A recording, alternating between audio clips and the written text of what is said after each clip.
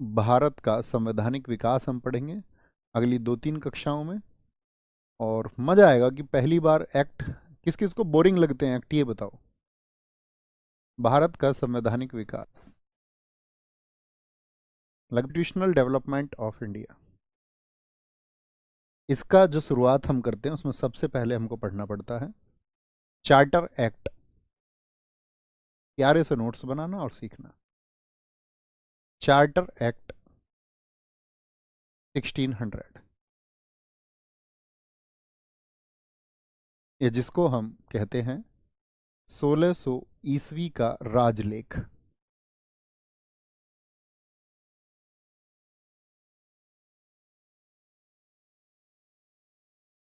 राजलेख का अर्थ होता है कि किसी राजा के द्वारा हस्ताक्षरित है और उस राजा के द्वारा वह मान्यता प्राप्त है। तो 1600 ईस्वी का जो राजलेख है, इसके पहले हमको एक बैकग्राउंड समझना होगा। आप सब लोगों ने ईस्ट इंडिया कंपनी का नाम सुना है? यस और नो?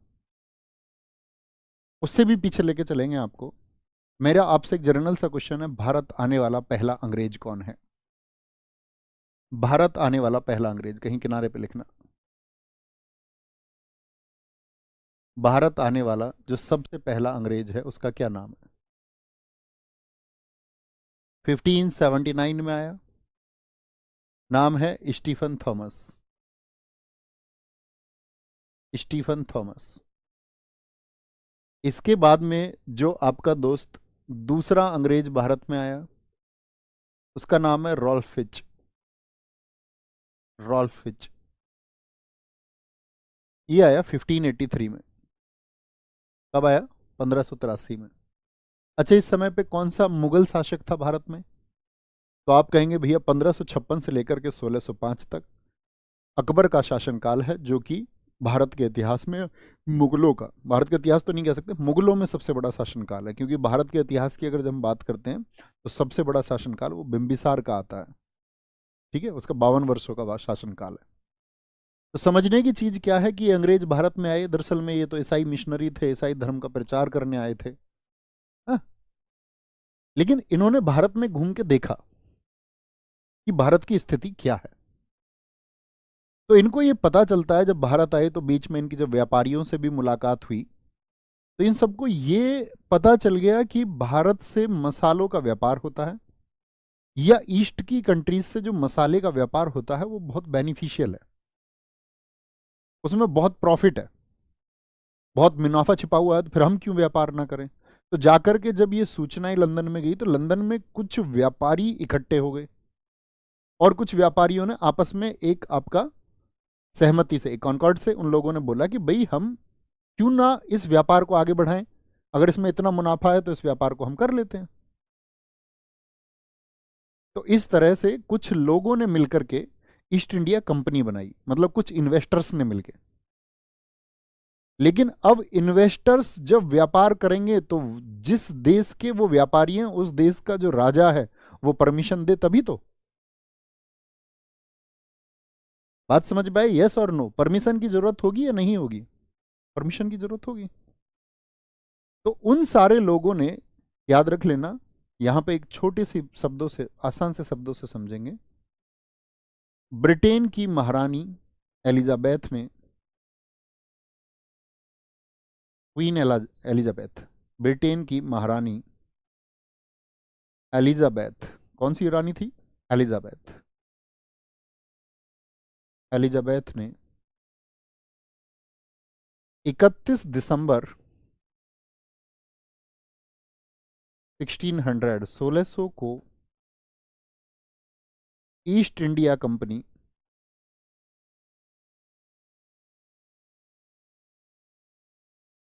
ईस्ट इंडिया कंपनी की स्थापना करके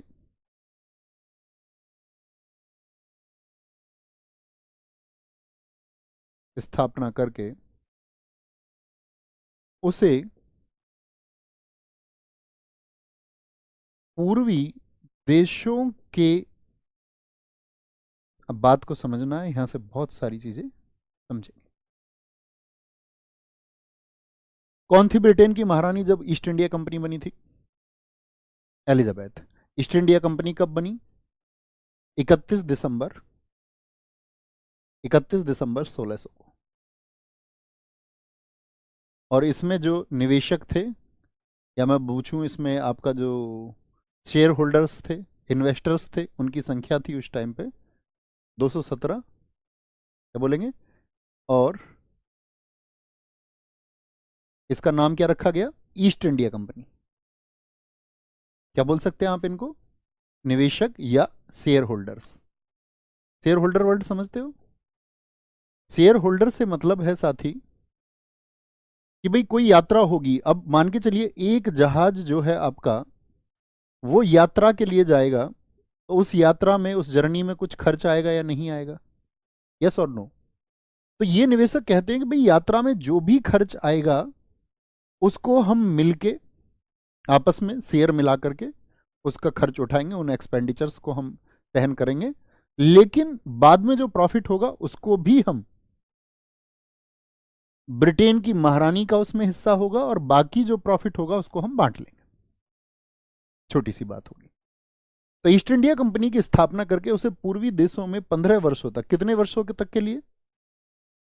15 वर्षों तक के लिए एक एकाधिकार। एकाधिकार का मतलब क्या होता है? एकाधिकार मतलब मोनोपोली दी गई। मोनोपोली, देखो ऐसा समझिए उदाहरण से, जैसे आज देश में किसकी सरकार है? बीजेपी। देश के किसी एक उद्योगपति का नाम आप लीजिए, मान के चलिए राधा कृष्ण दामानी, गौतम अडानी, मुकेश अंबानी, कुछ भी समझ लीजिए। कोई एक बिजनेसमैन मोदी जी के पास जाए, मोदी जी से जाके बोले कि भाई मुझे फ्रांस में कोई व्यापार करना है। कहाँ जाके? फ्रांस में मुझे कोई व्यापार करना है और उससे देश से आपको इस तरह से फायदा होगा, तो वो परमिट देंगे। और साथ में वो क्या बोल दें कि भाई सिर्फ अकेली कंपनी तुम हो, तुम्हारे अलावा और किसी को अथॉरिटी नहीं है और किसी को राइट नहीं है कि कोई दूसरी कंपनी जा पाए। एकाधिकार का मतलब समझ गए? मोनोपोली मतलब सिर्फ कौन काम कर सकता था ईस्ट के देशों के साथ में? किसके साथ में? ईस्टर्न कंट्रीज के साथ में, पूर्वी देशों के साथ में, सिर्फ और सिर्फ ईस्ट इंडिया कंपनी। मुझे बताएं फटाफट से, ईस्ट इंडिया कंपनी का जो ये एकाधिकार है, ये किस एक्ट से खत्म किया गया था? पहले तो ये 15 वर्षों के लिए मिला, फिर बढ़ता रहा बढ़ता रहा बढ़ता रहा। जब हम 1813 को पढ़ेंगे, 1813 के एक्ट में क्या हुआ था? ईस्ट इंडिया कंपनी के जो एकाधिकार हैं उनको खत्म कर दिया गया था। अच्छा आपसे मैं पूछूं, ईस्ट इंडिया कंपनी को कब खत्म किया गया? 1858 के एक्ट से। ये छोटी छोटी चीजें आपको पता होनी चाहिए, इनको कहीं नोट कर लीजिए किनारे पर। ईस्ट इंडिया कंपनी की अगर हम बात करते हैं, पहली बात तो लिखें ईस्ट इंडिया कंपनी, ईआईसी लिख रहा हूं मैं, इसको इसको साइलेंट कर दो भाई। East India company, EIC, east India company का नाम ईस्ट इंडिया कंपनी 1833 में हुआ, यानी पहले इसका ये नाम नहीं था। कब नाम हुआ है बताएंगे? 1833 में। तो मुझे सारे दोस्त बताएं ईस्ट इंडिया कंपनी का पुराना नाम क्या था? आंसर करेंगे, नोट बना के लिखना है यहाँ।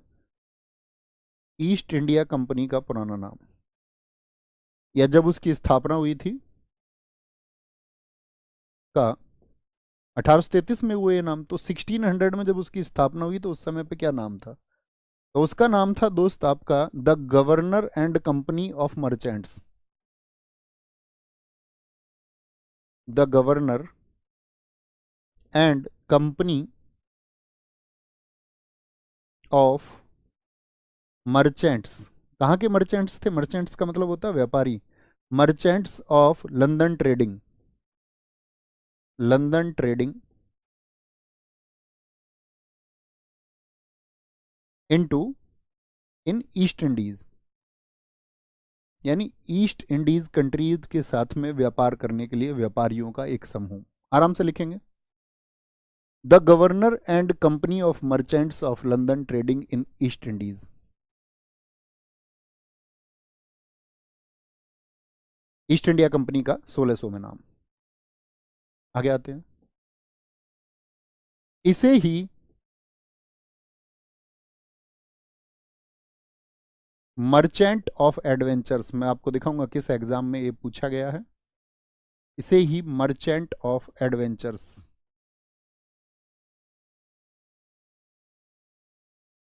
हिंदी में लिख लेंगे, कोई दिक्कत नहीं, इसे ही मर्चेंट ऑफ एडवेंचर्स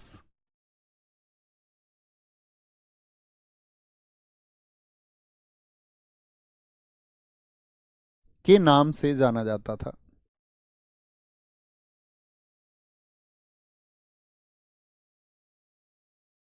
ठीक है,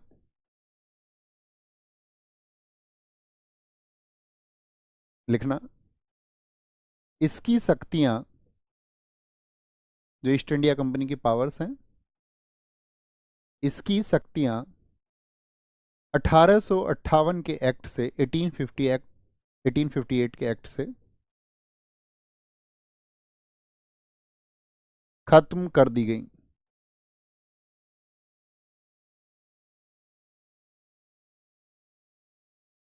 अठारह सौ चौहत्तर में, 1874 में इसे पूर्णतः बंद कर दिया गया, कंप्लीटली क्लोज्ड।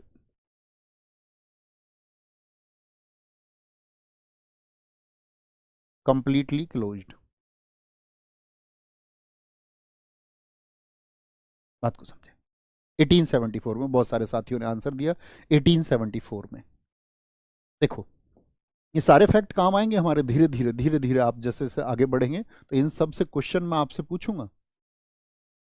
ठीक है, तो मर्चेंट ऑफ एडवेंचर्स मतलब, भाई एडवेंचर का काम तो था ही, समुद्री रास्ते थे, व्यापार करना था, और क्या इनके सामने ऐसी ऑब्स्टेकल्स थी जिनसे इनको लड़ना था, अभी बात करेंगे। इसकी पावर्स कब खत्म हुई? 1858 में, जब 1857 की क्रांति हो गई, तो आपका 1858 से हम आगे चल के जानेंगे कि क्राउन का शासन शुरू हो गया था। 1874 में से पूर्णतः बंद कर दिया। क्या ईस्ट इंडिया कंपनी आज भी है या नहीं है? ईस्ट इंडिया कंपनी 2003 में फिर से शुरू हो गई। आज ये कंपनी, अगर मैं बात करूं तो आपका चाय और कॉफ़ी का बिजनेस करती है, लेकिन एक इंडियन है संजीव मेहता, उन्होंने इसे खरीद लिया। 2005 में उन्होंने इसे खरीद लिया था। ताली बजाओ इस बात पे। वो ईस्ट इंडिया कंपनी जिसकी वजह से, आप आगे चल के धीरे धीरे जानेंगे इस बात को, जिसकी वजह से हम गुलामी के सिकंजे की तरफ गए, उसको एक भारतीय ने अंततः खरीद लिया। ये खुशी की बात है। ठीक है, वर्तमान में इसके मालिक कौन है? एक भारतीय हैं। क्या नाम है उनका? संजीव मेहता। यहां पर नोट करेंगे एक छोटी सी बात और, ईस्ट इंडिया कंपनी, ईआईसी लिख दूं, कोई दिक्कत नहीं है ना? ईआईसी, ईस्ट इंडिया कंपनी की स्थापना के समय, at the time of establishment of east India company, east India company की स्थापना के समय भारत में अकबर का शासन था। कौन रूल कर रहा था इंडिया में? अकबर, क्योंकि अकबर का शासनकाल है 1556 से लेकर के 1605।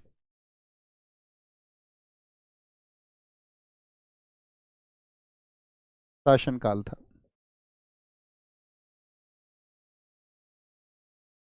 तो भैया कोई दिक्कत इतनी बात में? कोई दिक्कत नहीं है, छोटी सी बात है। अब देखते हैं इनको, आप मुझे बताएं, इनको क्या चार्टर मिल गया? चार्टर का मतलब राजलेख इनको दे दिया। किसने दे दिया? क्वीन एलिजाबेथ ने, भाई ठीक है तुम बिजनेस करो जाकर के ईस्ट इंडीज के साथ में, पूर्वी देशों के साथ में। पूर्वी देश मतलब, पूर्वी देश इसलिए बोलते हैं जो यूरोप के पूर्व में है। जैसे अगर हम बात करते हैं यूरोप के पूर्व में, आपका अगर मैप को इस तरह से देखें हम, आप जानते होंगे कि ये क्या, कौन सी डायरेक्शन होती है? नॉर्थ होता है। वर्ल्ड मैप देखा है ना आपने? आपकी टेबल पर एक मैप हमेशा होना चाहिए। ठीक है, ये नॉर्थ होता है, वेस्ट होता है, ईस्ट होता है। तो यानी कि यूरोप की तुलना में इधर के देशों के व्यापार के लिए, इधर के देशों के व्यापार के लिए क्या दिया गया? आपका एक, उसने राजलेख दे दिया कि भाई तुम व्यापार करो। अब देखो समझना कि दरअसल में इन लोगों को व्यापार क्या करना था। भारत इनका मकसद नहीं था उस टाइम पे, भारत इनका मकसद नहीं था। और एक बात पूछी जाती है, ईस्ट इंडिया कंपनी का जो शासन शुरू हुआ वो किस नारे से शुरू हुआ था? तो उन्होंने एक नारा दिया था, भूभाग नहीं सिर्फ व्यापार। मतलब लैंड से हमें कोई लेना देना नहीं है, पॉलिटिक्स से हमें लेना देना नहीं है, हमें सिर्फ लेना देना है बिजनेस से। इस एक स्लोगन के साथ में ईस्ट इंडिया कंपनी शुरू हुई। भारत को पहचानिए मैप पर, कहां पर है अपना प्यारा देश?